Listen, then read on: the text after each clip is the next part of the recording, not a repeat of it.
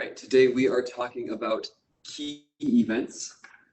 So, key events are similar to the mouse events that we discussed last class. Unlike mouse events, which happen when people or when the user interacts with our program using their mouse, key events happen when the user presses a key on their keyboard. Mind-blowing. So, we are going to do a similar thing to when we handled mouse events. We're going to make a callback function, and we will bind that callback function to the mouse press or to the key press event so that Python knows what we want to happen anytime the user presses a key.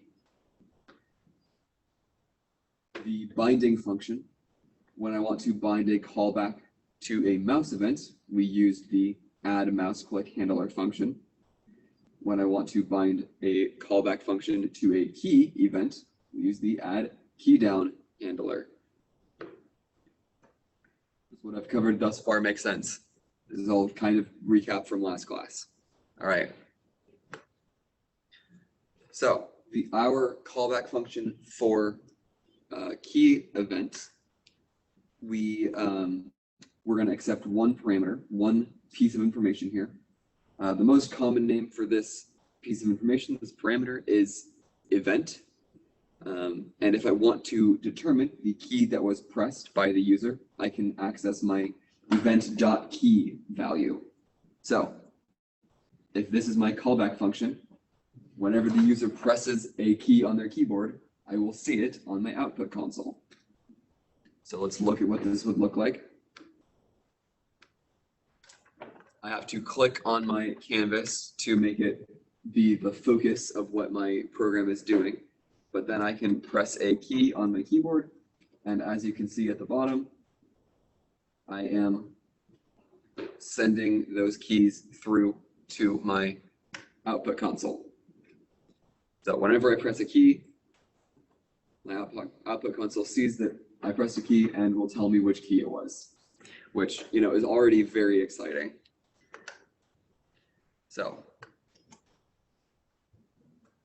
now that we know which keys were pressed, we can make decisions to make different things happen based on which key was actually pressed. So we can use an if, I'll knock my water bottle over, to have our program make a choice based on which key the user pressed. So we have our key pressed function declared or defined, and then I'm going to say if event.key double equals, and we use two equal signs here to ensure to check if these two values are equivalent. One equal sign is what we use for assigning a value. Two equal signs is what we use to check equivalence, to do a comparison. And we are comparing event.key against a string, because the value in event.key is going to be a string. So I'm going to check that string value against another string value and check, are these the same? If these are the same, then whatever code I put in here will run. So if the user presses the letter A, then that code is going to get run, etc. for any other if statement. So I'm going to have just a bunch of if statements for any different key that the user could press and different inputs I want to handle. So here are some of the specialer keys on our keyboard. Enter, Shift, Alt, Tab. Those are all keys that you might press. And just keep in mind, when you press them, that first letter is going to be capitalized. For our arrow keys, there are arrow left, arrow right, arrow up, and arrow down.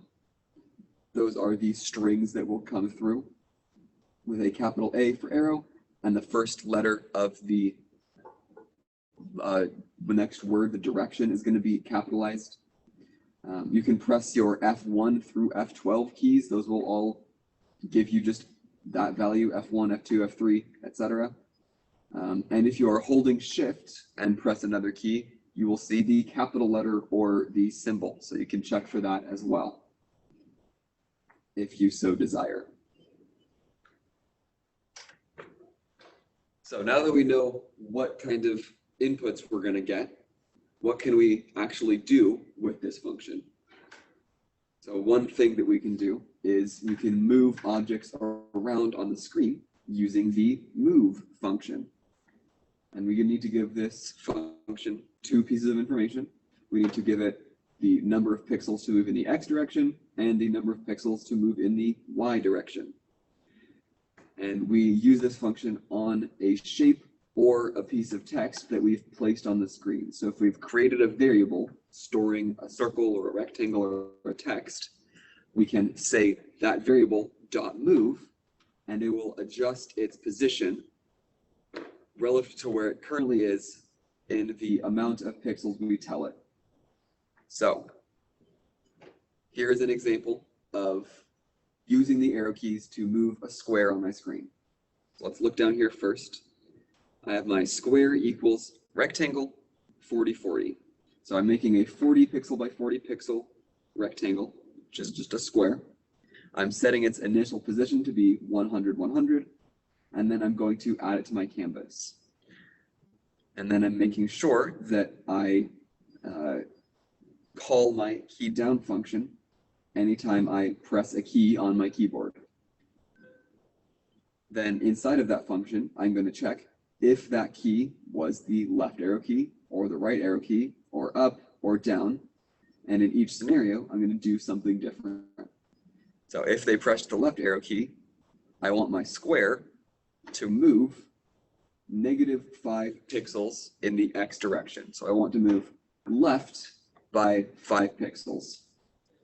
And I want to move 0 pixels vertically. So I'm just going to move only horizontally.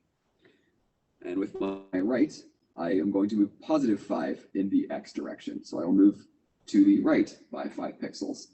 And the same for my up and down. So if I go back to my example here, and I comment all of this back in, I have all that same code. So if I click run, I get my rectangle. I need to make sure I click on my canvas to select it.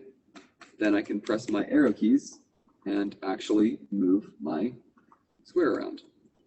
I can hold the arrow key down and it will continue sending that message to that signal, or it'll continue sending that signal to my function saying, hey, I'm continuously pressing my up arrow key. If I press a different key, I kept that print event.key in there so I can still see what key I'm pressing. But if I press anything other than my 4 arrow keys, nothing will happen because I'm not saying if I press the letter A, do something. Does this